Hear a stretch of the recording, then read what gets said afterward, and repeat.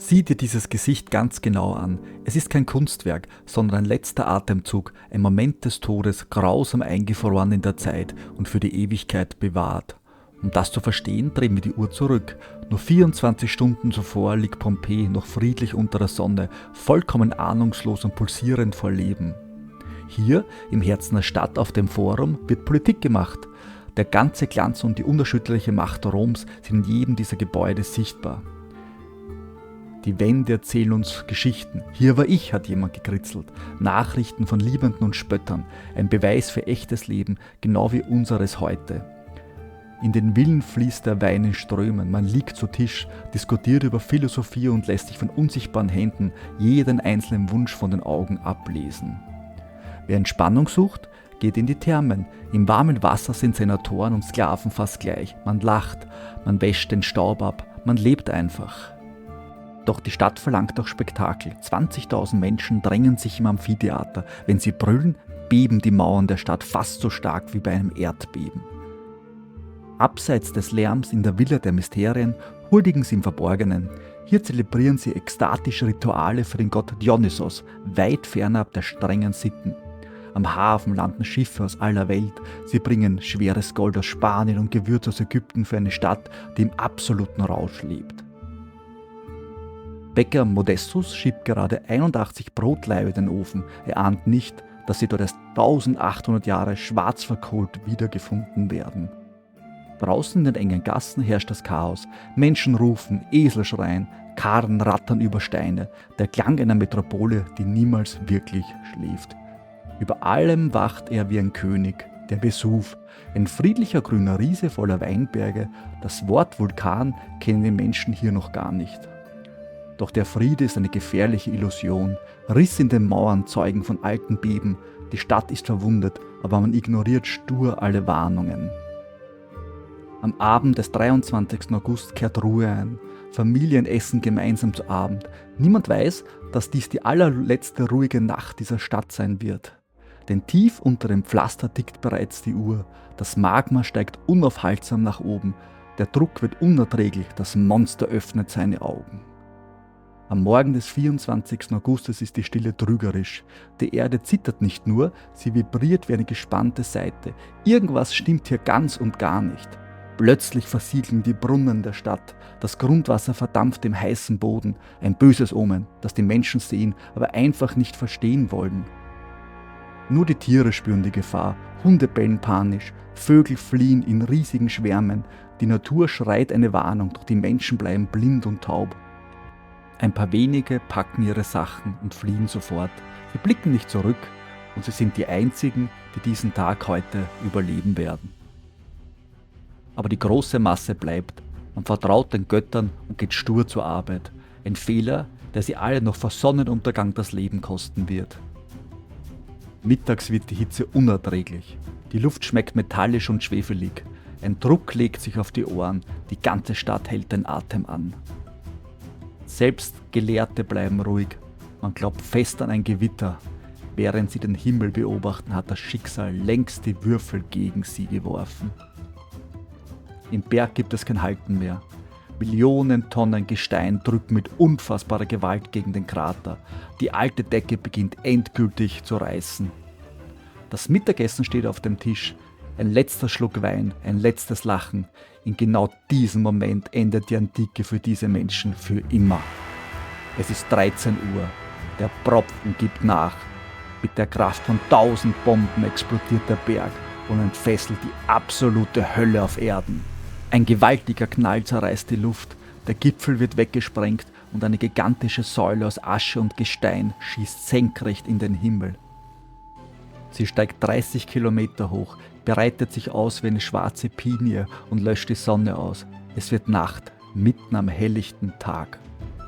In den Straßen herrscht Verwirrung. Asche rieselt wie grauer, warmer Schnee. Noch glaubt man an ein kurzes Phänomen, das gleich vorübergehen wird. Doch aus Schnee werden Steine. Bimssteine prasseln herab wie ein tödlicher Hagel, der alles gnadenlos zertrümmert, was nicht massiv aus Stein gebaut ist. Menschen fliehen panisch in die Häuser. Ein Fehler. Draußen wächst die Ascheschicht unaufhörlich an und blockiert langsam aber sicher Türen und Fenster. In der Ferne macht Plinius eine flotte Stadt klar. Er will den Menschen helfen, doch er weiß nicht, dass er direkt in seinen Untergang segelt.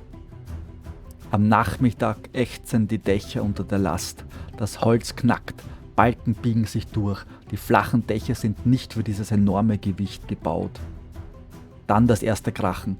Dächer stürzen ein und begraben Familien. Wer jetzt noch rausrennt, muss mühsam durch ein Meer aus rollenden Steinen watten. Die Rettungsschiffe kommen auch nicht durch. Der Wind hat gedreht und peitscht ihnen heiße Asche direkt ins Gesicht. Pompeji ist jetzt auf sich alleine gestellt. Die Nacht ist schwarz wie Tinte. Nur zuckende Blitze im Rauch geben der Szenerie ein gespenstisches Licht, das wie das Tor zur Unterwelt aussieht. Wer bleibt, bindet sich Kissen auf den Kopf gegen die Steine. Sie klammern sich an Statuen und beten um Gnade, die niemals kommen wird. Andere rennen zum Hafen, sie tragen Gold und Schmuck, unnötiger Ballast, der ihre Flucht verlangsamt und sie schon bald töten wird. In Stabiae versucht Plinius Ruhe zu bewahren. Er isst zu Abend, nimmt ein Bad, doch der Tod wartet schon geduldig vor seiner Tür. Die Erde bebt im Sekundentakt. Selbst der mächtige Tempel des Jupiter, Symbol der Ewigkeit, stürzt unter tosendem Lärm in sich zusammen. Wer im Keller Schutz sucht, sitzt in der Falle. Bimstein hat die Ausgänge blockiert. Sie sind lebendig begraben und warten in der Dunkelheit auf ihr Ende. Nach Mitternacht wird der Vulkan scheinbar müde. Die Säule bricht zusammen, doch das ist kein Ende, sondern das Todesurteil für die gesamte Region. Eine Lawine aus glutheißem Gas und Asche rast den Berg hinab. Schneller als jeder Rennwagen, heißer als jeder Ofen, absolut unaufhaltsam. Herculaneum wird im Schlaf getroffen. In Sekunden verschwindet die Stadt unter kochendem Schlamm. Pompeji wird jedoch noch verschont, aber das Ungeheuer kommt näher. Auch Plinius muss jetzt fliehen. Gestützt von Sklaven wankt der alte Mann in die giftige Nacht, während der Aschering immer dichter und dichter wird. Der Morgen graut, aber es bleibt dunkel. Ein tiefes Grollen nähert sich Pompeji wie eine heranrollende U-Bahn. Jetzt ist das Ende da. Kurz nach 7 Uhr. Die glühende Wolke überrollt die Stadtmauern. Es gibt kein Entkommen mehr, kein Versteck.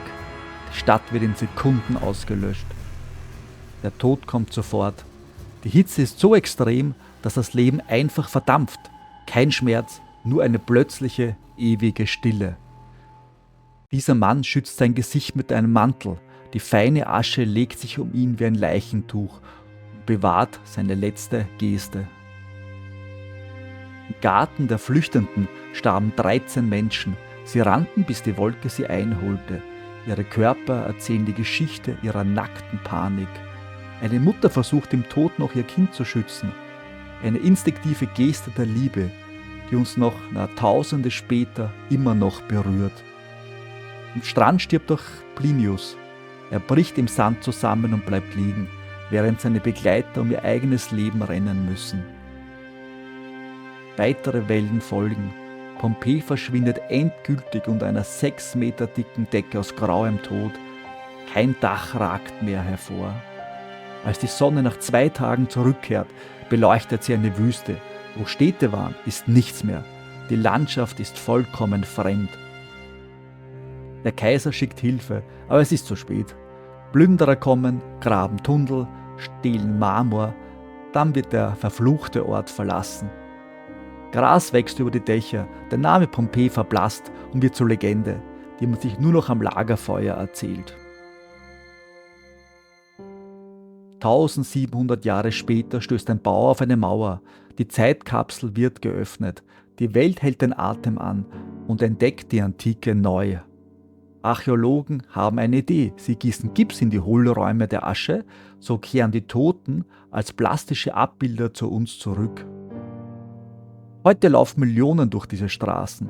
Wir blicken in ihre Läden, sehen ihr Brot im Ofen und fühlen uns ihnen seltsam nah. Doch Pompeji ist mehr als ein Museum. Es ist ein Mahnmal, das uns zeigt, wie zerbrechlich unsere Zivilisation gegenüber der Natur eigentlich ist. Wenn du diese Gesichter siehst, vergiss nicht, das sind keine Statuen.